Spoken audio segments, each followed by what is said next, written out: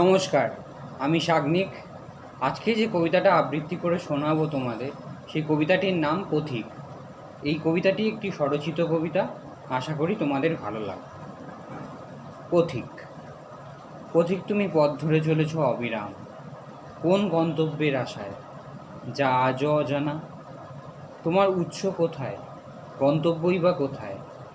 মায়ায় ভরা এই জীবনপুরে পেলে কি কোথাও তোমার মনের খবর, নাকি অতিবাহন করলে পুরোটাকেই?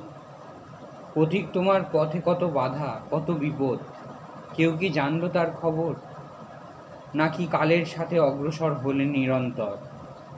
তুমি কি অবুঝ, নাকি বুঝেও না বোঝার ভান করো? বাড়ি ঘর আত্মীয় পরিজন কিছুই তো চিনলে না, শুধু হেঁটে চলেছ কিসের আশায় কেউ জানে না। তাই বলি, এবেলা থমকে দাঁড়াও, বুঝবার চেষ্টা করো এ জীবনের মর্ম, যা দেবে তোমাকে শান্তি ও আগামী পথ এগোবার রসদ। ধন্যবাদ। কেমন হলো জানি, কারণ এটা একটা ছোট কবিতা। আশা করি তোমাদের ভালো লেগেছে।